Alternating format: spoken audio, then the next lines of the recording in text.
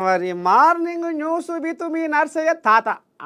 ఇక మరి నేను ఇవాళ తెర మీదికి ఏమేం ముచ్చట్లు తీసుకొచ్చింది, ఎటట సంగతి, అసెంబ్లీ ముచ్చట్లేంది, దునియా ముచ్చట్లేంది, ఊర్ల పొంటే ఏం కుసకుస నడుస్తుంది, అగో కథ మాతలావు ఈయన చెప్తా.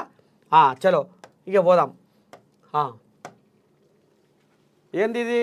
మహాపత్రిక. మహాపత్రికలో ఏమొచ్చిందయ్యా? ప్రధాని మోదీతో ఈటెల రాజేందర్ కుటుంబం. జర్రంత ఆసన కొడుతుంది కాబట్టి ఇక పిల్ల జల్ల ఇక వాళ్ళ ఇల్లుగా లావని తీసుకొని ఈటెల రాజేందర్ ఢిల్లీకి పోయి తమాషగా ఇక మరి మోడీకి మంచి ఇట పబ్బతి బట్టి షెడ్డో పడ్డో ఫోటో దిగి సోషల్ మీడియాలో ఇడిచిపెట్టిండు. ఎందుకంటే ఇక బీజేపీ రాష్ట్ర అధ్యక్షునిగా కొద్దిగంతా ఆయన దిక్కు మోగుతుంది కాబట్టి మరి లోపటంగా చెప్పిర్రో ఏమో నువ్వే అని. మరి ఇక దీనికి మరి ఆయనే అది ఆ పెద్ద మనిషి మెదకు ఎంపీ రఘునందన్, ఇక మరి ఆ రఘునందను ఇంకా కూడా కొంతమంది మరి ఇక నాకని తనలాడుతుంటే మొత్తానికైతే జర్ర ఈ కోజాకు బలం జర ఎక్కువ ఉన్నది అనేది కూడా జర గుసగుస నడుస్తుంది కాబట్టి గదే ముచ్చట బయట పడతట్టుంది. లేకపోతే బయట పడ్డదో ఏమో ఇంకా గందుకే పోయినట్టుండు మోడీ గారికి. చలో మళ్ళా పుష్ప పంచాది. ఈ పంచాది సలకుండా ఈయన పంచాది ఒడవది తీరది. బీహార్లో భారీ దోపిడీ. అమ్మో, తనిష్క్ షోరూంలో 25 కోట్ల విలువైన ఆభరణాలు చోరీ. సిబ్బందికి పాయింట్ బ్లాంక్లో గన్. పట్టబగలి రెచ్చిపోయిన దొంగలు. పైలం వంగితే ఏదో తల్లిని పిల్లనమే కాలం కాదు ఇది, ఎవరిని నమ్మరాదు. జర పైలంగా ఉండి దొంగలు బట్టబాజుగా తయారైపోయారు. సౌందర్య మరణం వెనుక కుట్ర. అయ్యో మోహన్ బాబు. మంచు మోహన్ బాబుపై సంచలన ఆరోపణలు. ఖమ్మం జిల్లాకు చెందిన వ్యక్తి జిల్లా కలెక్టర్ ఫిర్యాదు. హెలికాప్టర్ ప్రమాదం కాదు, హత్య అంటూ తీవ్ర ఆరోపణలు. జల్పల్లిలోని గెస్ట్ హౌస్ స్వాధీనం చేసుకోవాలని డిమాండ్. ఓని కథ పాడైపోను కదా, ఏంది గందరగోళము. ఎరకటికి విమానంలో పోతుంటే ఏదో పేరయ్యి కింద పడి చచ్చిపోయింది సౌందర్య, ఆయన తమ్ముడు, అది ఇదని ఇక మరి గుసగుస మొత్తం గిదే నడిచింది. ఇక లేదు సౌందర్యను చంపినోడు మోహన్ బాబే అని ఇగో ఖమ్మం జిల్లాకు చెందిన వ్యక్తి జిల్లా కలెక్టర్కు ఫిర్యాదు చేసిండట. అది హెలికాప్టర్ ప్రమాదం కాదు, మోహన్ బాబే దీని కథ నడిపించిండు. సౌందర్య మృతికి, సౌందర్య సావుకు కారణము మోహన్ బాబే అని ఇగో ఈ కోళ్ళ లెంకలు కొట్టుకుంటా జిల్లా కలెక్టర్కు ఫిర్యాదు చేసిందట. ఇంకేదో జల్పల్లి కాడ ఏదో గెస్ట్ హౌస్ ఉందట, ఫామ్ హౌస్ గెస్ట్ హౌస్ ఉందట. అగో దాన్ని కూడా సర్కారు స్వాధీనపరచుకోవాలి. మొత్తానికి ఈ కథ ముంగడేసిండు. చూద్దాం మరి అది రేపు మరి షెడ్డో పడ్డో దాని మీద పసిగడితే మరి ఏం బయటకు వస్తుంది, ఏంది ఏం కథ అనేది ముందు చూద్దాం. హరీష్ బీజేపీకి లొంగిపోయారు. ఆయన బీఆర్ఎస్ ఓట్లను నిలబడి బీజేపీకి వేయించారు. ఎవరంటుర్రు? ఓహో, నిన్న అసెంబ్లీ కాడ ఈ కథ ముంగడబడ్డ. అది కరీంనగర్ గ్రాడ్యుయేట్ ఓటమిలో హరీష్ అస్తం.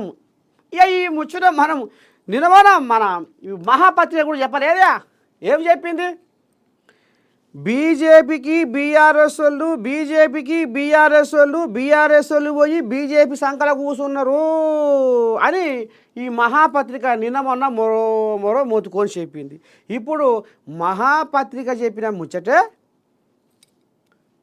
ఇవాళ నిన్న రేవంత్ అయ్య అసెంబ్లీలో ఇక సిఎల్పి కాడ అన్నట్టుండు. ఇక సరే, హరీషు బీజేపీకి లొంగిపోయారు. ఒక్కసారి చూసుకుందాం. మరి పోడా, ఎందుకు పోడు? ఇప్పుడు కథ ఏంటంటే, ఇప్పుడు ఒక్క మాట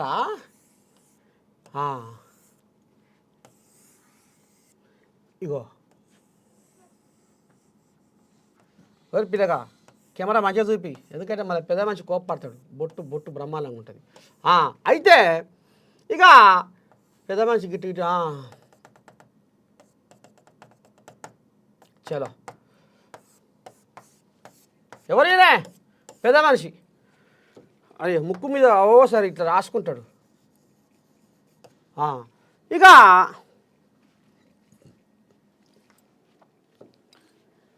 కేసీరావు ఇప్పుడు మన వాడ ఏందది బీజేపీకి హరీష్ రావు లొంగిపోయిండు అనేది తెర మీదకి తీసుకొచ్చిండు ఎవరు ముఖ్యమంత్రి రేవంతమయ్య మరి కాదా ఎందుకను ఇప్పుడు ఇంట్లో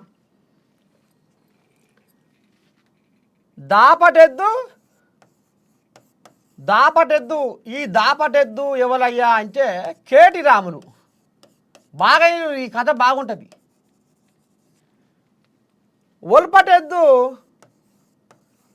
ఒల్పటెద్దు లెక్క బీఆర్ఎస్ పార్టీ కోసం పనిచేస్తుండు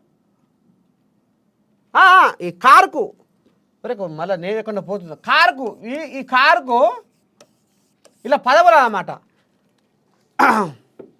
గులాబీ పార్టీకి దాపటెద్దు అంటే ఇప్పుడు బీఆర్ఎస్ వర్కింగ్ ప్రెసిడెంట్ ఏమో కేటీ రాములు ఇక ఇక హరీష్ రావుకి ఏముంది ఏం లేదు కదా ఇప్పుడు పగ్గాలంతా ఇప్పుడు కేటీ రాముల చేతుల్లో ఉన్నాయి కదా అంటే దాపటెద్దు అన్నట్టే కదా అయితే ఇక ఇప్పుడు ఈ దాపటెద్దు కంటే ఒల్పటెద్దే ఎక్కువ పనిచేస్తుంది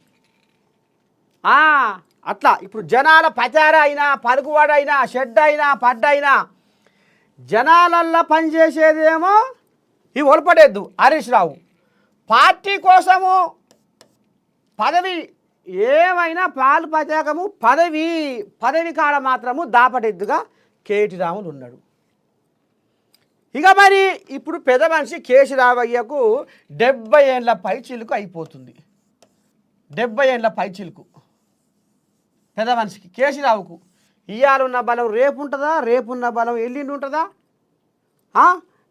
నిరుడు ఉన్న బలం ఏడు ఉంటుందా ఈ ఏడున్న బలం ముందుకుంటుందా ఇంకా పెద్ద మనిషికి పాపము ఇక రాజకీయం నా వల్ల అయితట్లేదు ఇక గజ్వేల్ జనాలు గెలిపించినాక కూడా పాపము పెద్ద మనిషి ఇప్పుడు బాయికాడ మోటార్ పెట్టుకుంటా పొలం బారబెట్టుకుంటా తమాషగా అండబెట్టిండు మరి ఇప్పుడు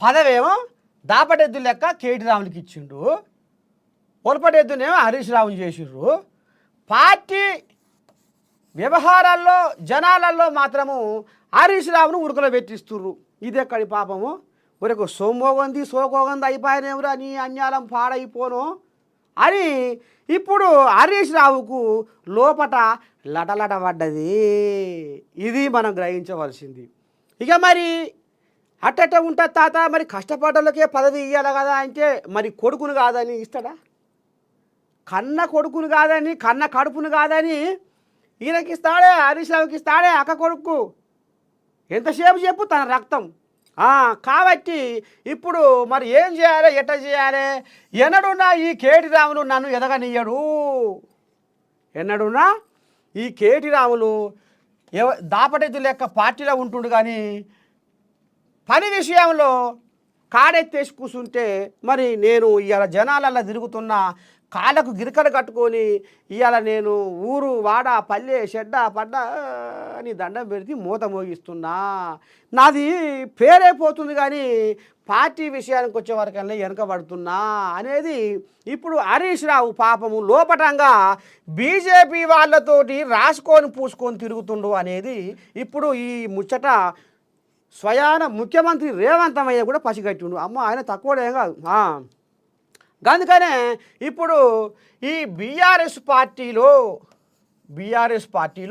హరీష్ రావుకు పచార రోజుకు తగ్గిపోతూ ఉన్నది ఆయన గ్రాఫు పడిపోతూ ఉన్నది ప్రజలలో ఎక్కువైపోతుంది అందుకనే ఇప్పుడు షెడ్డో పడ్డో ఏం చేయాలి ఇక ఇప్పుడు ఈ బీజేపీ వాళ్ళు మాకు ఆయమన్న లీడర్ కావాలి మేము ఎటుబడి తెలంగాణలో బాగా వేయాలి అనేది బీజేపీ వాళ్ళ ఆలోచన వాళ్ళకి ఎటుబడి అధికారం కావాలి కదా ఇప్పుడు వాళ్ళకు దక్షిణాదిన అధికారం అంతంత లేదు కాబట్టి పలుకుబడి పచార లేదు కాబట్టి ఎటుబడి ఈ హరీష్ రావును గుంజుకుంటే బాగుంటుంది ఈయనకు బామ్మర్దికి కేటీ రాములకు హరీష్ రావుకు లోపటంగా కనపడని యుద్ధం జరుగుతున్నది అనేది పసిగట్టి వీళ్ళు లోపటంగా ఇక నిన్న మొన్న ఎమ్మెల్సీ ఎలక్షన్లలో ఎవరైతే హరీష్ రావు ఉన్నాడో ఈయనతోని రాసుకొని పూసుకొని వ్యవహారం చేసుకొని బీఆర్ఎస్ ఓట్లను అటు మలిపించిండు అనేది ఇప్పుడు రేవంతమయ్య నిన్న అసెంబ్లీ సాక్షిగా సిఎల్పి కాడ ఇగో ఈ రకంగా డప్పు కొట్టి చెప్పిండు. ఇగో ఇది కథ. అందుకనే హరీష్ రావు లోపటంగా బీజేపీలతోటి చీకటి వ్యవహారం లైన్లో పెట్టుకొని ఇటు మళ్ళీ మామతోని మాట రాకుండా చిన్నగా మెదులుతుండు. చీకండి లెక్క అవుపడుతుందా వినపడుతుందా? చీకండి లెక్క చిన్నగా మెదులుతుండు. అటు అటు ఇటు ఇటు రేపు రేపు ఏమైనా కావచ్చు. తీరా ఎలక్షన్ల ముంగడికి రాగానే ఇట అట ఎటు అందుకనే రెండు దారులు ఎంచుకొని ముద్దుగా ప్రయాణం సాగిస్తున్నాడు హరీష్ రావు. ఇంకో ఇది కథ మొత్తానికి. ఇక మరి ఆయన రేవంతమయ్య అందుకనే పసిగట్టిండు. బీజేపీకి హరీష్ రావు లొంగిపోయిండు. నిన్న మొన్న ఎమ్మెల్సీ ఎలక్షన్లలో లోపటి వ్యవహారం చీకటి వ్యవహారం అన్నీ చేసి బీఆర్ఎస్ ఓట్లను అటు మలిపిండు, బీజేపీకి మలిపిండు అనేది ఇప్పుడు తెలంగాణ మరి ముఖ్యమంత్రి రేవంతమయ్య ఈ రకంగా ఆయాసం ఎల్లబోసుకుంటుండు. ఇగో ఇది కథ. అందుకనే అర్థమైందా?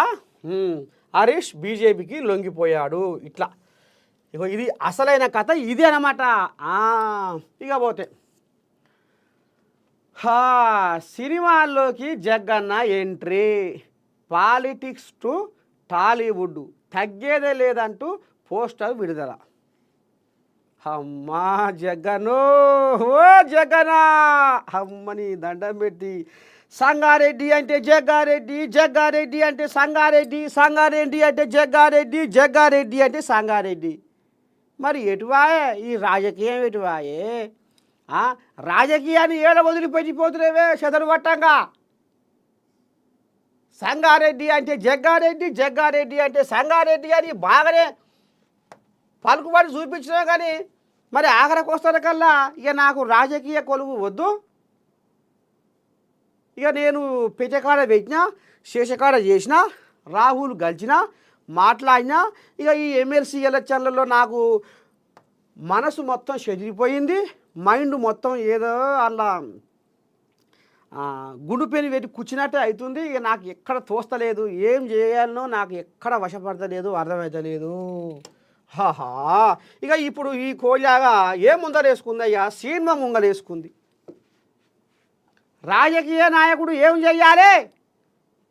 నేను ఎట్లా ఓడిపోయినా, ఎందుకు ఓడిపోయినా, ఎవరెవరు నన్ను పగబట్టిర్రు, ఎవరెవరు ఏం చేసిర్రు, ఎక్కడ జరిగింది ఈ లోపము, నేను ఇచ్చిన హామీలేంది, చెయ్యని పనులేంది, జనాలు ఎందుకని నన్ను ఆదరించలేదు అని మళ్ళీ వెనుకకు తిరిగి చూసుకుంటే ఇవన్నీ మనకు కళ్ళకు కనపడతాయి. అయితే ఇప్పుడు జగన్ ఏం చేస్తుండు? ఓని పాడైపోను మొత్తం సినిమా కేసులు పెట్టినగా ఇప్పుడు. అబ్బో జగన్ నువ్వు సామాన్యుడవేం కావే. జగన్ సల్లగుండా, జగన్ అంటే జగన్ ఎప్పో.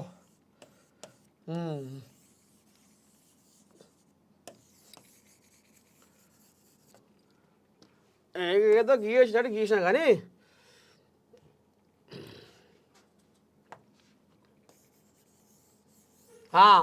అయితే ఇప్పుడు జగన్న ఇక రాజకీయాన్ని ఇచ్చిపెట్టి రాజకీయాన్ని పక్కకు పెట్టి ఇప్పుడు ఏం చేస్తుండయ్యా అంటే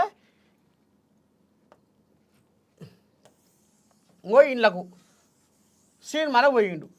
అదేపా ఈ సినిమా కూడా ఏ సినిమా అనుకుంటుర్రు? జగ్గారెడ్డి.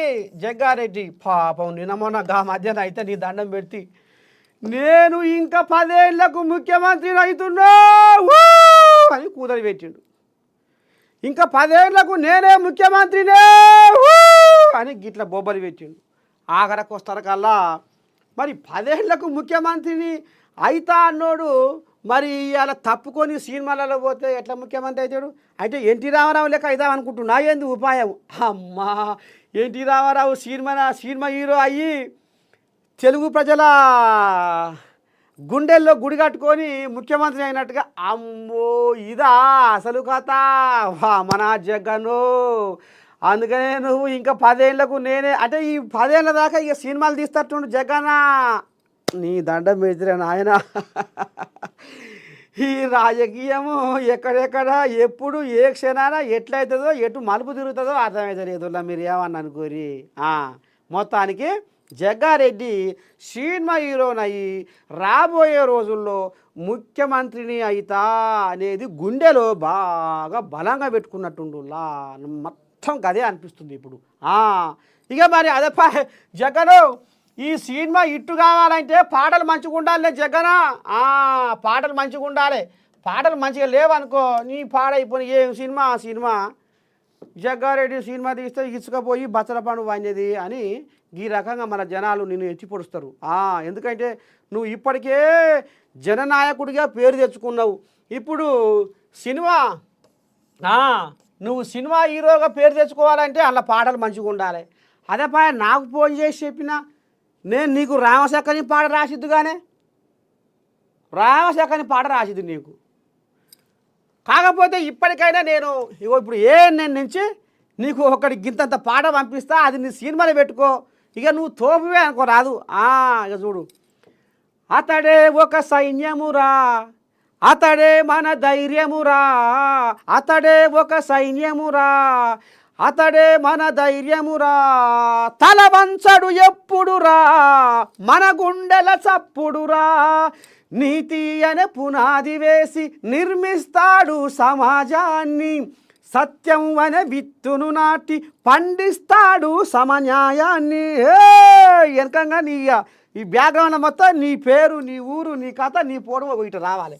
జగ్గారెడ్డి జగ్గన్నా జగ్గన్నా జగు జగు జగు జగు జగ్గన్నా ఇట్లా అప్పుడు నీ సినిమా మోత. కేసీరావయ్య రోజమ్మ రొయ్యల పులుసు తింటే ఎంత ఆనందం ఉంటుందో తెలంగాణ జనాలకు అప్పుడు ఈ పాటతోటి నీ సినిమాకు అంత ఆనందం కలుగుతుంది. రాబోయే రోజుల్లో నువ్వు ముఖ్యమంత్రివి కావడానికి అవకాశం ఉంటుంది జగ్గను. మరి మీ నరసయ్య తాత అయితే నీకు ఒక్క తీరుగా సిలుకకు చెప్పినాడు చెప్తుండు. ఇంకో ఈ పాటని నీ సినిమాలో పెట్టుకో, నీ సినిమా బంపర్ ఇట్టు కొడుతుంది. మొత్తానికి జగ్గన్న నువ్వు ఇంకా 10 ఏళ్లకు ముఖ్యమంత్రిని నేనే అని చెయ్యి ఊపి పనులు బిగ్గర బట్టి నరాలు ఉప్పొంగుతట్టుగా మాట్లాడినవు జగన్న. నీ కోరిక తప్పకుండా ఫలించాలని మనస్ఫూర్తిగా నేను కోరుకుంటుంది అన్నావు. ఎందుకంటే అది ఇంకా 10 ఏళ్ళ కదా, కానీ మరి ఆ 10 ఏళ్ళ దాకా మాత్రం జగన్న నువ్వు సినిమా షూటింగ్ అంటే ఏమో అనుకుంటున్నావు. ఒకనాడు పోయి గాంధీ భవన్లో పోయి మైకు ముందర మాట్లాడితే అయిపోద్ది, కానీ సినిమా చల్లకుండా మరిగా కట్టు కట్టు కట్టు పెట్టు పెట్టు పెట్టు పట్టు పుట్టు కొట్టు ఎన్ని ఉంటాయి అనుకుంటున్నావు వేషాలు. ఒక్క సీన్ను తీయాలంటే అది 10-15 సార్లు తీస్తేనే అది సినిమా అవుతుంది అన్న. మరి నువ్వు ఈ సినిమాలల్లో ఎప్పుడు మునిగి తేలుతావో, ఈ కష్టాలు ఎప్పుడు పడతావో, ఇంట్లో ఏ రకంగా ఎన్ని దెబ్బలు దాకించుకుంటావో, మళ్ళీ ఈ జనాలతోటి శబాస్ అనిపించుకొని 10 ఏళ్లకు నువ్వు ముఖ్యమంత్రి ఎప్పుడైతావో జగన్న. ఇక నీకు ఇప్పుడు తిన్న కూడి పెరిగి పట్టకుండా అయితట్టుంది. ఏం చేయాలనో ఎట్ట చేయాలనో కనీసం నీకు బువ్వ తింటేందుకు కూడా టైం దొరకదో జగన్న. మొత్తానికి జగ్గన్నకు ఈ రకంగా పాపము ముఖ్యమంత్రిని కావాలని ఎప్పటి నుంచో కలలు కంటున్నాడు జగ్గారెడ్డి. ఈ సినిమా దిగడానికి కారణం ముఖ్యమంత్రి, దానికి అసలు పెట్టిండు. అది కథ, అసలు పాయింట్ అది. చలో ఇంకేంది ఇక ఇంట్లో పోదాం. అరే నేను మర్చిపోతున్నా, ఇప్పుడు హరీశమయ్య ముచ్చట మనం మాట్లాడుకున్నాం కదా, ఏది బీజేపీకి హరీష్ రావు లొంగిపోయిండు అనేది ఇప్పుడు పెద్ద మనిషి ఆయన ముఖ్యమంత్రి రేవంతమే చెప్పుకొచ్చిండు. అయితే ఇప్పుడు నిన్న నేను అసెంబ్లీకి పోయినా. అసెంబ్లీకి పోతే షెడ్డో పడ్డో ఇక వాళ్ళు వీళ్ళు ఇక నిన్న ఎమ్మెల్సీ నామినేషన్ల కథ ఉండే కదా, ఇక మన నిన్ననే ఆఖరి తేదా. ఇక నామినేషన్ పత్రాలు తీసుకొచ్చిర్రు రిటర్నింగ్ అధికారికి, ఇక వాళ్ళు ఇచ్చుకుర్రు. ఇక వాళ్లకు సపోర్టుగా ఇక ఉంటారు కదా నాయకులు, ఇక వాళ్ళు వీళ్ళు అభిమానులు కొంతమంది ఆడు చేరుకున్నారు. సరే అని హరీష్ రావు నా కంట్లో పడ్డాడు.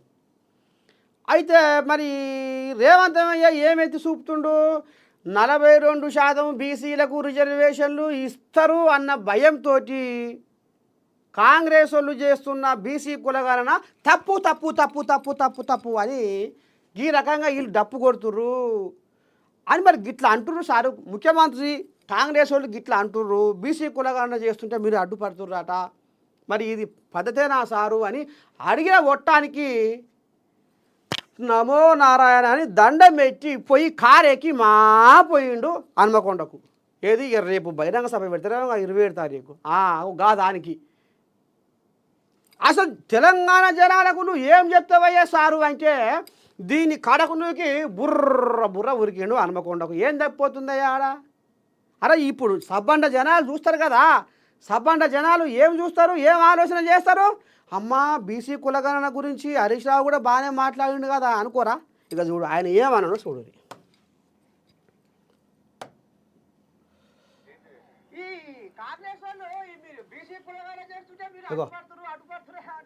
కథం కథం మరి మేమెందుకు అడ్డుపడుతున్నాము బీసీ కులగణలకు? బీసీలు అంటే మాకు ప్రాణము, బీసీలు అంటే మాకు ఊపిరి. రాబోయే రోజుల్లో బీసీలకే మేము పట్టం కడతాము, బీసీలకు మేము మద్దతు ఇస్తాము. బీసీలను అనగదొక్కుతుర్రు, బీసీలు రోడ్ల పాలయ్యుర్రు.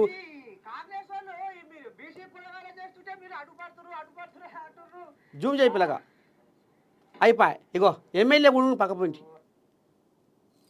ఎమ్మెల్యేలు వాళ్ళ అనుచరులు బొచ్చ మందురు పాకడకు వస్తారు కల్లా కథం కారు ఎక్కి తోగ ముడుచుకొని పోయి ఉండు. ఇది పద్ధతేనా? మీ నర్సయ్య తాత ఒక జర్నలిస్టుగా అడగొద్దా? బీసీ కులగణన ముచ్చటేం సారు, మరి కాంగ్రెస్ వాళ్ళు గిట్లా అంటుర్రు, మరి దానికి మీరే అడ్డుపడుతుర్రాట. 42% రిజర్వేషన్ ఇవ్వాల్సి వస్తుందో ఏవో అన్న భయంతో మీరు అడ్డుపడుతుర్రు, లెక్కలు తప్పు అంటుర్రాట. మరి ఇది పద్ధతేనా అని అడుగుదామని దగ్గరికి పోతే ఇప్పుడు అంతా ముఖమంతా మార్చుకొని ఆయన సొమ్మంతా ఎవడో తిన్నట్టుగా ఆ కారు ఎక్కి హన్మకొండలు పడ్డాడు పోయి. ఇగో గిది కథ. ఏం బాగోదు. అదే ఇగో నమస్తే ఓ రాములాక అన్న ఇవి పాడైపో నమస్తే అని కూడా పోయింది. ఇది అన్ని టీవీలలో వచ్చింది.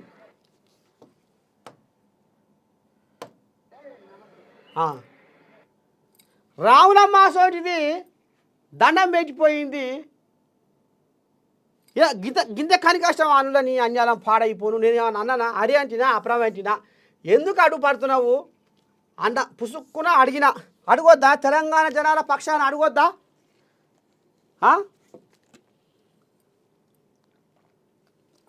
జనాలేమో నాకు ఫోన్ చేయవైతే, తాత జర గాలి కలిస్తే గీ ముచ్చట అడుగు, తాత గీలు కలిస్తే గా ముచ్చట అడుగు అని అంటుండే. మరి నేను ఏం చేయనులా? అడిగితేనే ఓటు ఉంది, అడగపోతేనే ఓటు ఉంది. ఇక వాయ్ ఈనాడు వచ్చింది. జీతభత్యాలు తీసుకుంటూ పని చేయనిది కేసీఆర్ ఒక్కరే. అప్పులు తప్పులు తప్ప మాజీ సీఎం మాజీ మంత్రి కేటీఆర్లు చేసింది ఏమి లేదు. అప్పులు తప్పులు గీయే చేసిరట వాళ్ళు. వాటిని సవరించడానికే సమయం సరిపోతుంది. మోదీ ప్రకటించిన నిధులనే అడుగుతున్నాము. మీడియాతో ఇష్టాగోష్ఠిలో సీఎం రేవంత్ రెడ్డి. జీతభత్యాలు తీసుకుంటూ పనిచేయని వారు ఎవరైనా ఉన్నారా అంటే అది కేసీఆర్ ఒక్కరే. ఎట్ట న్యాయం అవుతుంది నీకు రేవంతమయ్యా? నీకు ఎట్ట జయం అవుతుంది? ఓ రేవంతమయ్యా నీకు ఎట్ట న్యాయం అవుతుంది? ఆయన పని చేస్తలేడా? బాయికాడ పొలం బార పెట్టుకుంటుండు. ఇయ్యాల పై ముఖాన చూస్తే ఆ వర్ణదేవుడు కరుణిస్తలేడు. ఆనలు పడతలేవు, భూగర్భ జలాలు అడుగంటికి పోయినాయి, నీళ్ళ సుక్కలు లేవాయి. మరి ఎట్లా ఏంది ఏం కథ అని పాపం ఆయన బాయికాడ నిద్రపోకుండా కంటి మీద కునుకు లేకుండా బాయికాడ పొలం పనులు చేసుకుంటా పొలం బార పెట్టుకుంటుండు పెద్ద మనిషి. అది పని కాదా? చేసుకొని బతుకోద్దా? గిట్ల కళ్ళల్లో నిప్పులు పోసుకుంటారేమోలా ఈ కాంగ్రెస్ వాళ్ళు. ముఖ్యంగా రేవంతమయ్య ఇప్పుడు కేసీరావుని గా రకంగా ఆడిపోసుకుంటుండు. జీతభత్యాలు తీసుకుంటుండు, జనాల సొమ్ముతోని జీతం తీసుకొని అసెంబ్లీకి వస్తలేడు. అసెంబ్లీ రాకపోతే ఈ పని చేయకపోతే గా పని చేసుకుంటుండగా. బాయికాడ ఏదో ఓ పని చేస్తుండా చేస్తలేడా? అది కాదా పని? బాయికాడ పొలం బారే పెట్టుకుంటూ మునిపే ఎండాకాలం నీళ్లు లేని నీళ్ళాయి గట్టిన పొక్కలో బొర్రెలో పడతాయి, అవి కట్టుకోవాలన్నాయి, వరాల పొండ తిరగాలన్నాయి, కొంగలు ఎలగొట్టుకోవాలన్నాయి, కోతులు వస్తాయి, తెలంగాణ అడింపందులు వస్తాయి, ఎలకలు నిన్నయాల పొట్టకొచ్చిన వరిసేలా ఈ పొట్టకొచ్చిన వరిసేలకు ఎలకలు తగులుతాయి, ఎలకలకు కూడా బెదుర్లు పెట్టుకోవాలన్నాయి. గింత పని చేసుకుంటుంటే జీతభత్యాలు తీసుకొని అసెంబ్లీకి వస్తలేవు అని ఇక గీ రకంగా ఆంబాయం వెళ్ళబోసుకుంటుండు ముఖ్యమంత్రి. సరే, ఇప్పుడు ఇదంతా ఎందుకుల్లా ఆ గజ్వేల్ నియోజకవర్గం ఒక పొలగానికే ఫోన్ చేస్తా రైతుకు, నిజంగానే మరి బాయికాడనే పని చేసుకుంటుండా, సరే అసెంబ్లీకి అయితే వస్తలేడు, వెనకడికి ఎప్పుడో బడ్జెట్ పెట్టినప్పుడు ఇట్లా వచ్చి అతని మీద కూడా లేక ఇట్లా ముఖం చూపించి పోయిండు. మరి ఇప్పుడు వస్తుండు అని పుకార లేపుతుర్రు. నువ్వు జీతభత్యాలు తీసుకొని నువ్వు అసెంబ్లీ రాకపోతే నీ ఉద్యోగమే నీ అంటే సృష్టి చక్రంలో వృత్తి ధర్మాన్ని పాటించని బతుకు వ్యర్థము అని ఆనాడు శ్రీకృష్ణుడు అన్నాడు. అయితే ఇప్పుడు రేవంతమయ్యా నువ్వు జీతభత్యాలు తీసుకొని ప్రజల సొమ్ముతోటి నువ్వు బతుకుతున్నావు, కానీ మరి నువ్వు అసెంబ్లీకి రాంది నువ్వు ఉద్యోగం చేసేవి చేయకేమి అనేది ఇప్పుడు ఆయన అంబాయం. సరే, ఇప్పుడు గజ్వేల్ పొలగానే అడుగుదాం ఏమంటాడు. లాటరీ గెలిచారు, ఇన్స్టెంట్ లోన్స్ ఇస్తాము, ఇంట్లో ఉండి డబ్బులు సంపాదించండి, ఇలా వేగంగా డబ్బు సంపాదించడం గురించి సోషల్ మీడియా యాడ్స్ లేదా ఫోన్ కాల్స్ ద్వారా మిమ్మల్ని ఎవరైనా సంప్రదిస్తే అది సైబర్ నేరగాళ్ల పన్నాగం కావచ్చు. వారి వలలో పడకండి. ఇలాంటి సంఘటనలను వెంటనే నేషనల్ సైబర్ హెల్ప్ లైన్ 1930 కి రిపోర్ట్ చేయండి. ప్రజా ప్రయోజనార్థం జారీ చేసిన వారు మినిస్ట్రీ. ఈ కోయిలాగా ఎడమైనదే ఫోన్ లేపుతలేదు.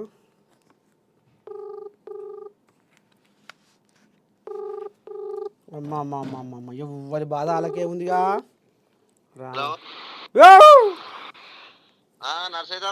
ఓ పిల్లగా యారున్నావు? ఇంటికాడనే. అది ఇప్పుడు నువ్వు మన నేను ఛానల్లో నువ్వు లైవ్లో ఉన్నావు పిల్లగో. Morning news with me Narsaiah తాత అని ఒక ప్రోగ్రామ్. మరి నువ్వు లైవ్లో ఉన్నావు. ఇప్పుడు ఏం లేదు తాత, రేవంతమయ్యా నిన్న అసెంబ్లీకి వచ్చి ఏమంటున్నా అంటే జీతభత్యాలు తీసుకుంటా పని చేయనిది కేసీఆర్ ఒక్కరే అంటుండు. అవును, మరి కేసీఆర్ ఒక్కరే జీతభత్యాలు తీసుకోకుండా ఉంటుండు అంటే మరి ఇప్పుడు ఆయన అక్కడ గజ్వేల్ నియోజకవర్గం అక్కడ మొత్తం తిరుగుతలేడా? మొత్తం మందిరకు వస్తలేడా? ఏమన్నా ఆపతికి సాపతికి షెడ్డకు పడ్డకు ఎవరన్నా ఏ సమస్య ఉన్నా ఆయన అక్కడ వచ్చి మళ్ళీ చూస్తలేడా? మొత్తమే తిరుగుతలేడా గజ్వేల్లా? అసెంబ్లీకి రాకుంటే కానీ ఊళ్ళో ఆటన్న వస్తుండా? గజ్వేల్ వస్తుండా తిరుగుతుండా? ఇదనే ఇప్పుడు ఆయన గెలిచింది ఎప్పుడు 2014లో ఇప్పుడు ఎమ్మెల్యే గెలిచింది కదా గజ్వేల్ గా. అవు అప్పటి ఏ ఊర్లో పర్యటించింది లేదు, ఈ ఊర్లోకి వచ్చి గిల సైడ్ మంచి చూసింది లేదు, ఏం లేదు. ఆయన ఎప్పుడు కూడా ముఖ్యమంత్రి అయినప్పుడు కూడా ఎప్పుడు పర్యటించలేదు. ఆయన వస్తే గజ్వేల్ లా ఒక మగతి ఆడిటోరియం ఉంది, ఏదైనా సభలు సమావేశాలు ఉంటే వస్తాడు, లేదంటే ఆ ఫామ్ హౌస్ కే పోతాడు అంతే. ఇప్పుడు ఒక్కడి పిల్లగా ఇక ఆనాడు ముఖ్యమంత్రి కాబట్టి సరే ఆయనకు వస్తేందుకు వల్ల అయిందో కాలేదో, ఎందుకంటే రాష్ట్రం అంతా చూసుకోవాలి. రాష్ట్రానికే అప్పుడు ఆయన ఆమ్ముకుదారిగా ఉన్నాడు కాబట్టి షెడ్డో పడో అన్నీ చూసుకోవాలన్నాయి. సరే తీరిందో తీరుబాటం కాలేదో అయిందో, ఇప్పుడు ఆయన ఏమైనా పాలు పచాకము ఇప్పుడు గజ్వేల్కు ఎమ్మెల్యే మా బాధలు తీర్చు మా కష్టాలు తీర్చు సారు అని ఇప్పుడు అసెంబ్లీలో కూర్చోబెట్టిర్రు. ఇప్పుడు అసెంబ్లీకి వస్తలేడు, జీతభత్యాలు తీసుకుంటుండు, అసెంబ్లీకి వస్తలేడు, గెలిపించిన నియోజకవర్గ జనాల గురించి మాట్లాడతలేడు అనేది ఇప్పుడు రేవంతమయ్య ఆయాసం వెళ్ళబోసుకుంటుండు. ఇప్పుడు అందుకనే నీకు ఫోన్ చేసిన. మీది ఎక్కడ? మీది గజ్వేల్లో ఏ మండలము, ఏ ఊరు, ఏం కథ గద ఒకటి చెప్పు. మాది సామలపల్లె మండల వర్గాలు, జిల్లా సిద్దిపేట, గజ్వేల్ నియోజకవర్గం. గజ్వేలేగా? గజ్వేలేనే. అయితే ఇప్పుడు మరి మీ దిక్కు ఇప్పుడు వాళ్ళే నిన్నే అలా నమస్తే తెలంగాణ పేపర్లల్లా పంటలు ఎండిపోయాను, అదేండిపోయాను, ఇదేండిపోయాను, అది రాకపోయాను, ఇది రాకపోయాను అని ఒకటే గగ్గోలు పెడుతుర్రు. మరి ఇప్పుడు మీ గజ్వేల్ అది అసోంటి కథ ఏమైనా నడుస్తుందా? మరి గసవని బాధలు వస్తే ఈ రైతులకు బాధలు వస్తే ఎవరికి చెప్పుకోవాలి? కూలీలకు బాధలు వస్తే ఎవరికి చెప్పుకోవాలి? మరి ఎవరు చెప్పుకుంటారు కాదు. ఇప్పుడు తల్లి లేని పిల్లలైన ఆరే అని అన్యాయం పాడైపోయి ఇప్పుడు గజ్వేల్ జనాలు ఏం లేదు. ఇప్పుడు అయితే ఇప్పుడు అయినా ప్రతిపక్ష నాయకుడు హోదా ఉన్నది ఇప్పుడు ఆయనకు. ఇప్పుడు అసెంబ్లీకా పోతలేడు. ఇప్పుడు దాదాపు 15 నెలలు అయిందా? అవు 15 నెలలు అయింది. 15 నెలలు, సంవత్సరం మీద 3 నెలలు. ఉమ్. ఇంతవరకు ఇక్కడ ఏ సమస్యలు కూడా ఏ ఊర్లలోకి వచ్చి కూడా అరే మీకు ఏ తిప్పలు ఉంది ఏం సమస్య ఉంది అని అరుచుకున్న బాపతి లేదు. మరి ఇప్పుడు ఏం బాధలు ఉన్నాయి పిల్లగా? అంత బాగుర్రేమో, మరి అంత బాగురు కాబట్టి ఆయన వస్తలేడో ఏమో. ఏం బాగున్నాయి ఇప్పుడు అసలు గజ్వేల్ కి బస్ స్టాప్ లేదు ఇంతవరకు. పెద్ద బస్ షెల్టర్ కట్టిస్తా అని చెప్పిండు. ఆ, బస్ షెల్టర్ నడి ఊర్లో ఉండాలి గాని ఊరవతలకు తీసుకుపోయింది అది. పోనీ పాడైపోరు గారు. నువ్వు ఒకసారి గజ్వేల్ బస్ స్టాండ్ చూడే ఒకసారి ఎట్లుందో నీకు ఎరకైతుంది. మొన్న వచ్చినా ఆడికి ఫామ్ హౌస్ కాడికి వచ్చినా అదంతా తిరిగే వచ్చినా కానీ మరి నాకు ఎరకలేదు ఈ ముచ్చట. అందాక వస్తే ఆడిదాకా వద్దు. గజ్వేల్ బస్ స్టాండ్ భారీ ఎత్తున ఒక 4-5 బస్సులు నిల్చుంటే అది ఇబ్బందికరమే. రోడ్ల మీద నిల్చుంటే ఇంకా మిగతా బస్సులు. అవునట. ఈ ఎలక్షన్ల ముందర కూడా ఏదో వరదరాజుల గుడి కట్టిస్తా అని అది కూడా ఉత్తబుర్రేసి చేసిండట. ఏమైంది సారు ఎలక్షన్ల ముందర ఈ గుడి కట్టిస్తా అంటివి, వరదరాజుల గుడి కట్టిస్తా అంటివి, మరి ఇప్పుడు సపోర్ట్ చేస్తలేవు సారు అంటే ఇక ఆ శోభమ్మ తల్లి అంటుందట, మాకే పైస కరువు అయింది, మా సంసారమే వెళ్తలేదు, ఏడ తెచ్చి కట్టాలని గుడి అని అన్నదట. వాళ్ళ దగ్గర పైసలు కరువు అయినాయా? లేవాట. ఆ శోభమ్మ తల్లి అంటుందట. మరి ఈ పెద్ద మనిషి అనమన్నాడో లేకపోతే ఆమెకు అట్లా అనిపించిందో కానీ మొత్తానికైతే వాళ్ళు మాట్లాడే కదా మొన్న ఫామ్ హౌస్ కాడికి వచ్చినప్పుడు. వాళ్ళ దగ్గర పైసలు లేవంటే బ్యాంకులు బంద్ చేసుకోవాలి ఇక. అంతేనా? మరి అంతే మరి. మరి ఇంకేమున్నాయి తాత సమస్యలు? ఇప్పుడు ఆ బస్ స్టాండ్ అన్నావు, ఇది ఒకటి అయింది, గుడి ఒకటి అయింది, ఇంకేమున్నాయి అక్కడ సమస్యలు? ఏమనుకుంటారు అక్కడ ఊర్లో పండ జనాలు? ఇక ఇప్పుడు ఈయన ఎటు కూడా ఒకసారి సమస్యలు అయినా మస్తుగున్నాయి. ఇప్పుడు సర్పంచ్లు ఇప్పుడు ఆ ఓటి పనులు చేసి ఊరాల పొంటి ఆ ఊర్లు ఇప్పుడు ఆ బిల్లులు రాక వీళ్ళ హయాంలోనే కదా ఇప్పుడు అన్ని పనులని అభివృద్ధి పనులని చేసారు సర్పంచ్లు. అవు వాళ్ళ బిల్లులు రాక కుర్ర అని మొత్తుకుంటారు ఊర్ల పొంటి. అయితే ఇంతవరకు అసలు వాళ్ళు లక్షల కోట్లు పెట్టిన అన్నారు కొంతమంది. అయితే వాళ్ళైతే అప్పులు మొత్తం మితిల కాడికి తెచ్చి రోజు ఇప్పుడు సెక్యూరిటీ గార్డ్ జాబులు కూడా చేస్తారు గజ్వేల్కి వచ్చి కొంతమంది. అవ్వా, ఆడికి వచ్చిందా బతుకు? చూస్తున్నారు సర్పంచులు అట. ఇప్పుడు ఏం చేస్తారు మరి? కాలుతుండే సంసారం వెళ్తలేదా, పోరగాళ్ళ బడి ఫీజులా, ఇంట్లో ఏ వారమా, అయ్యమ్మని చూసుకోవాలన్నా, పెళ్ళాన్ని చూసుకోవాలన్నా, పోరగాళ్ళ చదువుల ఫీజులు కట్టాలన్నా, ఇక గిన్నె చేయాలన్నా ఇక లాభం లేదని సెక్యూరిటీ జాబులు చేస్తున్నారట. అయ్యో రామచంద్ర, ఎంత కోసం వచ్చే మరి కాదే. మరి ఇది నా ఏమన్నా జరిగే సర్పంచ్ల బిల్లులు ఆగిపోయాయి సరే, మరి దీని విలువరుస గిట్లా గిందువల్ల ఆగిపోయినాయి, ఈ రకంగా ఈ నిలిచిపోయినాయి కాబట్టి షెడ్డో పడ్డో మరి ఆ ఖజానా ఎటువాయ్, అది అది గట అని అసెంబ్లీలో కొట్లాడి షెడ్డో పడ్డో సర్పంచులకు న్యాయం జరగాలి అని ఆయంకలా వచ్చి వాళ్ళకు ధైర్యం చెప్పాడు.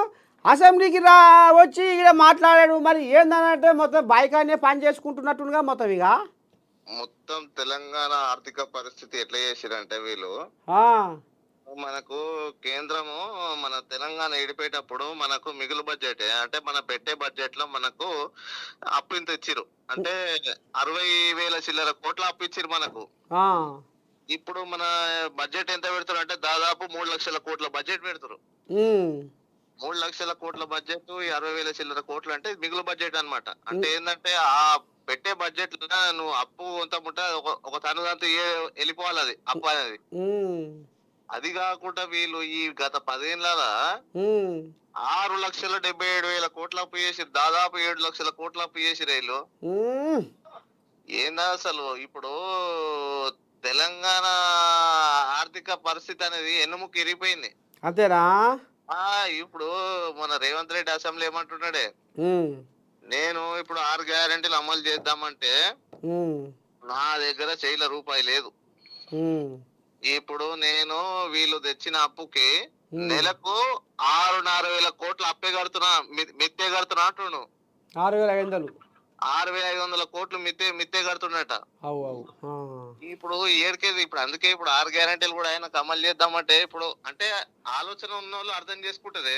అదే తాత ఇక ఆలోచన ఉన్న వాళ్ళు అర్థం చేసుకుంటారు. ఆలోచన లేని వాళ్ళే మాకు రైతు బంధు పడతలేదు, మాకు రైతు రుణమాఫీ అవుతలేదు అని చెప్పి ఈ విధంగా ఇంకా వీళ్ళు ఎగేస్తా ఉంటారు. ఈ బీఆర్ఎస్ నా కొడుకులు వీళ్ళు ఎగేస్తుంటారు. ఇక ఊర్ల పోటీ కూడా అయోమయం సృష్టిస్తున్నారు. అదే ఇప్పుడు ఈయన కూడా ఇప్పుడు రైతు భరోసా పేరు మీద దాదాపు 10,000 కోట్ల అప్పు చేసిండే. అంటే ఇప్పుడు ఈయన కూడా సంసారంలో ఇప్పుడు వెళ్తలేవు, మరి ఏం చేయాలి మరి ఆయన ఇక కూడా? కుండలో బువ్వలేదు కాబట్టి ఇక మరి షెడ్డో పడో పక్కదారి పట్టాలగా. ఇక రుణమాఫీకి అని చెప్పి మళ్ళా 30,000 కోట్లు ఏమో తెచ్చిండు అది. మరి ఇక ఎట్టెట్టయితుంది సరే, ఏమైతుంది? ఇప్పుడు పెద్ద మనిషి సరేనే, ఇప్పుడు గాముచ్చటకే మరి ఇప్పుడు పెద్ద మనిషి ఇక్కడ అసెంబ్లీకి వస్తలేడా, మరి అక్కడ నియోజకవర్గం తిరుగుతలేడా, అసలు ఏమి నడుస్తుంది, మరి జనాలు నిమ్మలంగా సంతోషంగా ఉన్నారా, మరి ఏమైనా గోసరిల్లుతున్నారా, గా కథ మాత్రం అవే అరుచుకుందామని ఫోన్ చేసిన. అయితే సంతోషం అయితే ఏ విధంగా లేరే. ఇప్పుడు ఇంతవరకు ఏదైనా ఫామ్ హౌస్ లోనే ఉంటుంది తప్ప ఎప్పుడు కూడా వెళ్ళలేదు.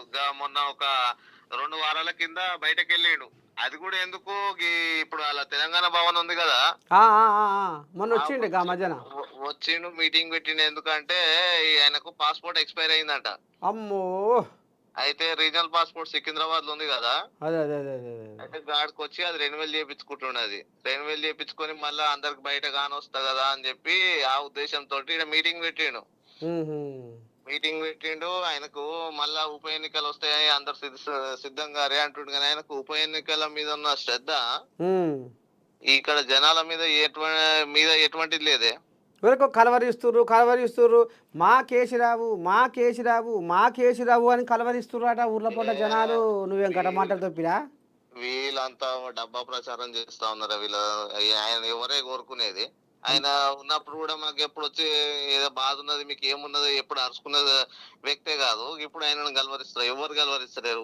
వాళ్ళే అంటారు కదా పిల్ల, ఇప్పుడు మేము ఆ ఊరికి పోతున్నాం, ఈ ఊరికి పోతున్నాం, ఆ ఊళ్ళో పంట పొలాలు ఎండిపోతున్నాయి, వాళ్ళకి మద్దతు ఇస్తున్నాం. ఆ రైతులు సారే రావాలే మళ్ళా కారే రావాలే అని అంటుర్రని చెప్తుర్రాళ్ళు. సారొద్దు కారొద్దు అయిపోయింది. వీళ్ళు ఇప్పుడు ముఖం లేకనే ఎమ్మెల్సీలో కూడా పోటీ చేయలేదు చెప్పాలంటే, నిజం వాస్తవం చెప్పాలంటే. అంతేనా? ముఖమే లేదు వీళ్ళకు. ఏడుంది ముఖము? ఎమ్మెల్యేగా ఇప్పుడు ముఖ్యమంత్రి సీట్ పోయింది. అక్కడ వీళ్ళు ఇంకేంది సింగరేణి కార్మికులు అక్కడ డిపాజిట్లు కోల్పోయినాయి వీళ్ళ దగ్గర సింగరేణి ఎలక్షన్స్ లలో. ఈ ఎంపీ ఎలక్షన్స్ లలో 16 చోట్ల పోటీ చేస్తే 7 చోట్ల డిపాజిట్ పోయింది. ఏడుకొచ్చింది కథ. 7 చోట్ల డిపాజిట్ పోయింది. మొన్న ఎమ్మెల్సీలలో అయితే ముఖమే లేదు, వాళ్ళు పోటీ చేయలేదు. అంటే ఇప్పుడు వాళ్ళు ఇప్పుడు సారే రావాలి కారే రావాలంటే మరి పోటీ చేసి మొన్న 3 ఎమ్మెల్సీ రావాల్సింది కదా వీళ్ళకు. అదే అదే అదే అదే మరి ఏడున్నది, సార్ రాడు కారు లేదు. సరే తాత, ఇక మరి ఇక ఉండు మరి. ఇక అదే ఇక మరి వస్తలేడా ఒక మాట కూడా అరుచుకుందామని ఫోన్ చేసిన. ఇక ట్రిపుల్ ఆర్ గురించి కూడా చెప్తామని అనుకున్నా, మళ్ళీ మాట్లాడదాం తీరాదు. సరే దాని ముచ్చట వచ్చినప్పుడు మాట్లాడదాం. ఇప్పుడు ఏంటంటే, ఇప్పుడు రేవంత్ అయ్యా అన్నందుకు జీతం తీసుకుంటుండు, అసెంబ్లీకి వస్తలేడు అనేది అన్నందుకు ఇప్పుడు నీతో మాట్లాడాల్సి వచ్చింది తాత. మళ్ళీ కలుద్దాంతి. సరే తాత, సరే సరే, మంచిది శనార్థి. శనార్థి. ఇగో ఇది కథ మొత్తానికి. ఇక ఇటు ప్రజల సొమ్ము జీతంగా తీసుకొని సంసారం వెళ్ళ తీసుకుంటుండట, ఇటు అసెంబ్లీకి వస్తలేడాట, అటు గజ్వేల్ నియోజకవర్గంలో తిరుగుతలేడాట, జనాల గోస ఏందో పట్టించుకుంటలేడాట అనేది ఇప్పుడు ఆయన పెద్ద మనిషి నియోజకవర్గం ఒక పిల్లగానే మందలిస్తే ఈ రకంగా మాట్లాడిండు. ఇక సాక్షిని పట్టుకొచ్చిన. ఇంట్లో ఏముందయ్యా అంటే, కేసీఆర్ను కొట్టింది నేనే, గద్దె దింపింది నేనే, వీళ్ళేమో ఇది రాసిర్రు. మరి ఇది కూడా కథ ఏందో చూద్దాం ఒకసారి. కేసీఆర్ను కొట్టింది నేనే, గద్దె దింపింది నేనే అని రేవంతమయ్య ఆంబాయం వెళ్ళబోసుకుంటుండు. చలో ఇప్పుడు మనం ఇటుపక్క రేవంతాన్ని, అటుపక్క కేసీరావుని తీసుకునే ప్రయత్నం చేద్దాం.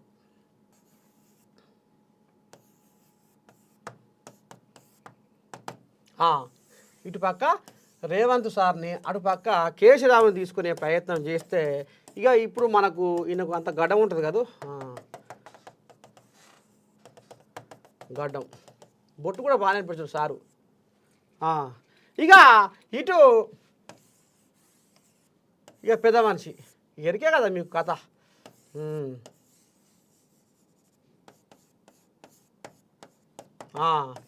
ఇక అయితే ఇప్పుడు గద్దె దింపింది నేనే, కేసీఆర్ని కొట్టింది నేనే, గతంలో పీసీసీ పెబ్బగా ఉండి కేసీఆర్ను తిట్టింది నేనే, గద్దెకి వచ్చింది నేనే ఏంది ఏమానే మళ్ళీ ఒకసారి చూద్దాం అది ఏమానే పిలా సాక్షి ఇగో కేసీఆర్ని కొట్టింది నేనే గద్దె దింపింది నేనే పార్లమెంటు ఎన్నికల్లో గుండు సున్నా ఇచ్చింది నేనే నాది ముఖ్యమంత్రి స్థాయి ఆయనది మాజీ సీఎం స్థాయి ఇగో ఇది కథ కేసీఆర్ చెల్లని రూపాయే ఆయన గురించి మాట్లాడడం వృధా బీఆర్ఎస్కు తెలంగాణతో సంబంధం లేదు పేగుబంధం తెగిపోయింది అని రేవంతమయ్య గీ ముచ్చట ముంగటేసుకుండు. సరే ఇప్పుడు ఇంట్లో మనం ఏం చెప్పుకోవాలనయ్యా అంటే దా అయితే ఈయన రేవంత్ ఈయన కేసీరావు. అయితే ఇప్పుడు వాస్తవం మాట్లాడుకోవాలంటే తిట్టింది నేనే కొట్టింది నేనే అనే ముచ్చట దాని బునాది ఏడ ఉందయ్యా అంటే ఇగో ఈడ ఉన్నది, ఇగో ఇక్కడ ఉన్నది, కేసీరావు దగ్గరనే ఉన్నది. అది సెంటిమెంట్ని రగిలించడంలో, యాసతోటి భాషతోటి సామెతలతోటి కొట్టడంలో ఈయనని మించిన తోపు లేడు అనుకొని జనాలు ఈ నోట ఆ నోట గుసగుస పెట్టుకుర్రు. కేసీరావును మాటలలో ఎదటోళ్లను తిట్టడంలో కేసీరావును మించిన మొగోడు లేడు అని ఆ రకంగా ఆయన రుజువు చేసుకున్నాడు తెలంగాణలా. అటు మధ్య ఏపీలో నారచంద్రయ్యను కూడా ఈయన మైర అరుచుకొని బండకేసి కొడితే నీ దండం పెడితే ఎక్కడికో పోయింది ఆ కథ. ఇక ఇక్కడ బీజేపీ వాళ్ళను కాంగ్రెస్ వాళ్ళను మొత్తం జల్లెడ పట్టిండు. ఆఖరికి వస్తున్న కల్లా ప్రతిపక్ష హోదా కూడా లేకుండా చేసిండు. అగో ఆ రకంగా తన గారని మాటలతోటి జనాలను ఉసుగొల్పుకుంటా జనాలలో ఏదో కేసీరావయ్య ఏమో చెప్తుండు, ఏదో చేస్తుండు, అమ్మని దండం పెడితిగారా నాయనో, కేసీరావును మించిన మునగాడు తెలంగాణ ఇక లేర్రో, కేసీరావును ఢీకొచ్చే మొగోడు పుట్టలేర్రో అని ఈ రకంగా చర్చ పెట్టుకున్నారు కేసీరావుని. ఎందుకయ్యా అంటే మాటలు. వాడో సన్నాసోడు, వాడో సౌట, వాడో దద్దమ్మ, ఇక రకరకాల మాటలు అన్నాడు. ఇది అసలైన కథ. ఎదటోని మనం ఏ రకంగా ఢీ కొట్టాలి అంటే మాటలే రావాలి. ఆయన మాటలతోటే గారడి చేస్తుంది కాబట్టి అదే మాటలను మలిపి కొట్టాలి అని రేవంతమయ్యా ఇక నీ దండం పెట్టి ఈయన కూడా జంపుడు పురాణం పెట్టిండు. ఆఖరికి వస్తారు కల్లా ఈయనకు పానం ఎక్కడ ఇసుకిపోయిందయ్యా అంటే రేవంతానికి కడుపులో పుట్టిన బిడ్డ పెళ్లి చూసుకుంటందుకు కూడా నోసుకోకుండా అయింది ఈయన బతుకు. ఆనాడు కడుపులో పుట్టిన బిడ్డ పెళ్లి కన్యాదానం, బిడ్డ పెళ్లి చూసుకోకుండా కూడా నోసుకోలేదు రేవంత్ రెడ్డి. అంటే ఆ తరీకన తిట్టుకుంటా కొట్టుకుంటా అర్ధరాత్రి చూడు ఎట్లా చూస్తుండు, చూడు సారు బెదిరి చూస్తుండు కొట్టగల. అయితే ఈ రకంగా ఈ పెద్ద మనిషి రేవంతమయ్యని అడుగున అనగదొక్కుంటా నడిజాంకాయన ఇంట్లోకి తోలి పోలీసు వాళ్ళని తోలి పొరక చేసి బెడ్ మీద ఉన్న మనిషిని మెడకు బట్టేసి గుంజుకొచ్చి జైల్లో పెట్టించిండు. అంతటి ఇది చేసిండు. అందుకనే ఈయన నోరు తెరిస్తే నీకు సెంచరగూడ జైల్లో డబల్ బెడ్రూమ్ కట్టిస్తా, సెంచరగూడ జైల్లో డబల్ బెడ్రూమ్ కట్టిస్తా అని అప్పుడు ఈయన పీసీసీ పెద్దగా ఉన్నప్పుడు ప్రచారంలో అంటుండే. ఇక ఈయన ఏ రకంగా అయితే మాటలు అందించిండో, ఏ రకంగా అయితే ఈయన ఈ తిట్ల పురాణాన్ని మూత మోగించిండో అది తూచా తప్పకుండా ఇక దాని ఆ నాడిని ఎవరు పట్టుకోలే. ఇక కాంగ్రెస్ వాళ్ళదంటే యమాయములు ఉన్నారు, పెద్ద పెద్ద తలకాయలు ఉన్నాయి. కానీ ఏ కోజాగా ఈ కేసీరావు అనే మాటలకు ఏదైతే ఉంటుందో ఈ జీవనాడి దాన్ని పట్టుకోలేకపోయారు, అందుకోలేకపోయారు. అందుకనే రేవంతమయ్య దాన్ని మంచిగా అందుకుండు, అదుల మీదనే అందుకొని ఇక ఊరూరా ప్రచారంలో మధ్యల మూత మోగించేసరికి జనాల దృష్టి ఇటు మళ్ళింది. అందుకనే ఇప్పుడు అంటుండు ఆయన తిట్టింది నేనే, ఆయనని కొట్టింది నేనే, కేశీరావును తిట్టింది నేనే, కొట్టింది నేనే, ఆ ఘనత నాదే. తెలంగాణలో ఆయనను ఎదిరించి ఢీ కొట్టిన మొగోడిని నేనే అన్నట్టుగా, అందుకనే ఇవాళ ఈ పెద్ద కుర్చీ నన్ను వరించింది అన్నట్టుగా రేవంతమయ్య చెప్పుకొస్తుండు. మొత్తానికి మనకి ఇక్కడ ఏమర్థమయ్యిందయ్యా అంటే తిట్ల పురాణము, రాజకీయంలో తిట్ల పురాణము. తిట్ల పురాణం ఉంటే ఏడికైనా పోవచ్చు. నీతులు బుడబుడ మాటలు చెప్తే ఇక ఆజ్ఞ పండుకోవాలి. అట్లా గుయ్య గుయ్య గుసగుస తొత్తర బుత్తర బుత్తర మాట్లాడితే ఇక ఆజ్ఞ పండుకోవాలి. ఇది దెబ్బ. ఈ దెబ్బకు పెద్ద మనిషి కేసీఆర్ దెబ్బకు అప్పుడు తెలంగాణ సబ్బన్న జనాలు ఇటు ఒరిగిరు. మళ్ళీ ఎట చేయాలి ఏం చేయాలని అదే దెబ్బను మలిచి ఈయన రేవంతమయ్య తిప్పి కొడితే మళ్ళీ ఇటు ఒరిగిరు. అది కథ. తెలంగాణలో ఇప్పుడు తిట్ల పురాణం మీద ఉరుకుల పెడుతున్నది రాజకీయము. ఇది కథ. అందుకనే ఇప్పుడు కొట్టింది నేనే తిట్టింది నేనే అని ఈ రకంగా రేవంతమయ్య ఆంబాయం వెళ్ళబోసుకుంటుండు. ఇది కథ. ఇంకోటి ఏంది, ప్రణయ్ అంతకుడికి ఉరి.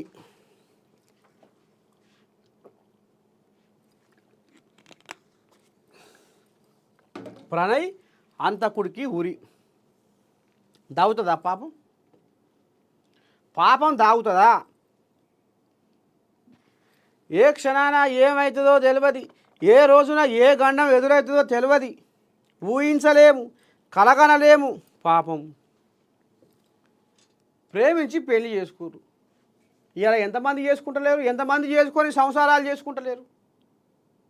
సరే, కొంతమంది అట్లా కావచ్చు, కొంతమంది ఇట్లా కావచ్చు. ఎవరి జాత ఎట్లా ఉందో, మొత్తానికి అల్లారు ముద్దుగా పెంచుకున్న బిడ్డే అమృత ఎవరైతే ఉన్నారో ఆయన చచ్చిపోయిండు. పాపం మారుతిరావు. ఈ ప్రణయ్ అనే పిల్లగాడు ఈ మారుతిరావు బిడ్డను మిర్యాలగూడ కథ ఇది. 6 ఏళ్ల కింద ముచ్చట. ప్రేమించి పెళ్లి చేసుకుంటే దళితుడు అని నడి రోడ్డు మీద పట్టవగటిలి ఒక సుపారి గ్యాంగ్కి ఒప్పజెప్పి పైకం మాట్లాడి ఈ రకంగా అన్యాలంగా కత్తి పట్టి నరికి చంపించిండు. ఇక కొన్నాళ్ళకే మరి ఏమైందో ఏం కథో కానీ ఆయన మీద కేసు అయింది, బెయిల్ మీద బయటకు వచ్చిండు. పట్నం హైదరాబాద్లో ఒక లాడ్జిలా మనస్తాపానికి గురైపోయిండు. ఏంది బతుకు పాడైపోను, ఎవరికి సంపాదన, ఎవరికి ఇది ఏంది, ఏమైపోయాయి, అసలు ఏం జరుగుతుంది అని లోపల మదనపడి అన్యాలంగా ఉత్త పుణ్యానికే ఒక లాడ్జిలా ఊరేసుకొని చచ్చిపోయాడు. ఇక ఈడు దొంగ బజవాజ్ గాడు సుభాష్ శర్మ. ఇప్పుడు ఈయనకి ఉరి శిక్ష పడ్డది. మా అంటే 6 ఏళ్ళు. ఈయన చంపి ప్రణయ్ని చంపి 6 ఏళ్ళు పోయాడు. ఇప్పుడు ఆడేం పోదింటుండు. వీడు బతికినన్ని రోజులు వీడు ఆత్మసాక్షిగా వీడు మనశ్శాంతిని బతికిండా. ఇంకా ఆయనతో పాటు కొంతమంది ఉన్నారు, వాళ్ళకు కూడా ఇప్పుడు జైలు శిక్ష. ఈ అమృత ఎవరైతే ఉన్నారో వీళ్ళ సినిమామ ప్రణయ్ సినిమా అమృత బాబాయ్ ఆయన కూడా ఇప్పుడు వీళ్ళు ఇరికిపోయాడు. ఆయన ఆ సుధపూస వ్యవహారం కూడా వీళ్ళ ఉన్నదనేది ఇప్పుడు ఈయన భార్య చెప్తుంది. ఇప్పుడు ఆయనకు కూడా జీవిత ఖైదు. ఈయన ఈ దొంగ బయటబాజు గారికి ఏమో ఉరిశిక్ష, కతింబలకేమో జీవిత ఖైదు. అంటే మొత్తం వాళ్ళు సచ్చినట్టే వాళ్ళు. ఈయన పరవన ఒకసారే పోతుంది కానీ వాళ్ళు రోజు చావాలి, ప్రతిరోజు సావాలి. ఇదే పని. వాళ్ళు జీవితకాలం సావాలి. వీడు ఒకడే నాడు కథం చేస్తున్నారు. ఎందుకురా నాయన, బతికినన్ని రోజులు చెదిరిన మేఘమే మనిషి జీవితం, చేసిన త్యాగమే భూమిలో శాశ్వతం. ఏది చేసినా మనం ఈ జీవితం అనేది 3 నాళ్ళ భోగాటం. భూమి మీదకి వచ్చినప్పుడు ఒక మంచి పని చేసిపోదాము, తరతరాలు గుర్తుపెట్టుకునే విధంగా ఒక చరిత్రలో పుటలలో ఒక పేజీని రాసుకొని పోదామన్న సోయి లేదు ఎవరికి. ఎవరికైతే ఉన్నారు మహానుభావులు మస్తుకున్నారు కానీ గిసవంటి దగులుబాజిగాళ్ళు, గిసవంటి రోడ్ల మీద తిరిగి మంది రక్తాలను తాగి బతికే గిటువంటి బద్మాషి కొడుకులు ఈ రకంగా దాపరమయ్యారు. కాబట్టి పాపం ఇవాళ అమృత ప్రణయ్ జంట ఎంత చిలకా గోరేంకలాగా ఉన్న జంటను విడదీసి అన్యాయంగా పొట్టన పెట్టుకురు ఈ ప్రణయ్ని. ఇంకా 10 తరాలు ఈ ప్రణయ్ ప్రేమ కోసం త్యాగం చేసిండు. నిజమైన ప్రేమ అని ఏ రకంగా అయితే నిజమైన ప్రేమ అని మనం అనుకుంటుంటామో, నిజమైన ప్రేమికుడు ప్రణయ్ ఇంకా తరతరాలు ఈయన పేరు గుర్తుకుంటుంది. అగో గిసమని పని చేసిర్రు. అందుకనే ఇప్పుడు జరగబోయే రోజుల్లో కూడా అందరికీ ఇది కనువిప్పు కలగాలి. ఇట్లా చేస్తే ఇగో ఈ రకంగా శిక్ష పడుతుంది, న్యాయస్థానాల నుండి మనం ఎప్పుడు తప్పించుకోలేము అనేది వాళ్ళకు ఇది కనువిప్పు కలగాలి. చలో ఇంకేముంది, ఎంత పిల్లగా టైము? ఇంకొక బుడ్డ చెప్పి ఇక ఆంధ్రజ్యోతి నాటుందిగా జ్యోతి దా.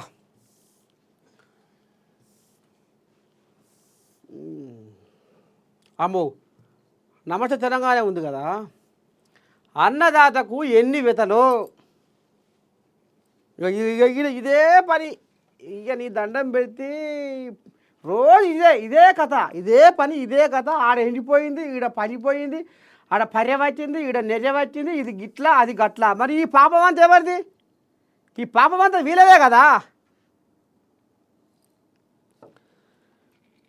పగలు లేక రాత్రి ఉంటదా, రైతన్న లేని భూతల్లి ఉంటదా, ఒక్క క్షణమైన ఎడబాసి ఉంటదా. ఆ పగలు రాత్రి వేరైతే రోజు గడవదు, భూతల్లికి రైతన్న దూరమైతే మన పూట గడవదు అనేది ఎంత నిజమో. భూతల్లికి రైతన్న దూరం అయితే ఈ లోకానికి పూట గడవదు అనేది ఎంత యథార్థమో ఇవాళ ఈ బీఆర్ఎస్ వాళ్ళు మాట్లాడుతున్న మాటలు అగో అంత పచ్చి అబద్ధము.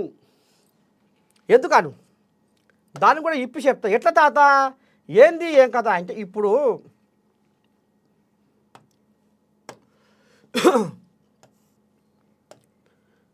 ప్రాజెక్టులు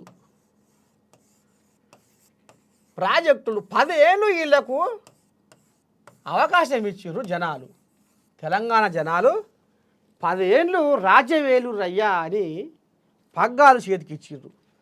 అయితే ఏ ప్రాజెక్టు నువ్వు సొక్కంగా కట్టి ఇచ్చేసి నువ్వు జనాలకు ఇచ్చేసినావు. ఇప్పుడు కాంగ్రెస్ వాళ్ళు ఏమంటారు అయ్యా అంటే, మేము కేసీరావయ్య హయాంలో 35 నుంచి 40 లక్షల ఎకరాల భూముల్లో పంటలు పండిస్తే 10 ఏళ్ల రాజ్యంలో కేసీరావు హయాంలో 35 నుంచి 40 లక్షల ఎకరాల భూముల్లో పంటలు పండిస్తే ఇవాళ తెలంగాణలో 55 లక్షల ఎకరాల్లో పంటలు పండుతున్నాయి. అంటే ఇప్పుడు పెరిగినట్టే కదా. కాళేశ్వరంలో నీళ్ళు అయ్యొదులుతలేరు, ఇయ్యొదులుతలేరు, అది అట్ట అయిపోయే, ఇది ఇట్ట అయిపోయే. ఓ మేము చేస్తే నేను దండం పెడితే బచ్చల పండు పండేది ఇవాళ ఇచ్చుకపోయింది. 55 లక్షల ఎకరాలలో ఇవాళ పంట వంతుంది అనేది ఇవాళ అధికారికంగా ఇవాళ ప్రభుత్వ అధికారులే తేల్చి చెప్తున్నారు. మరి ప్రాజెక్టును మీరు కడితే, ప్రాజెక్టును 10 ఏళ్ల కాలంలో మీరు ప్రాజెక్టును కడితే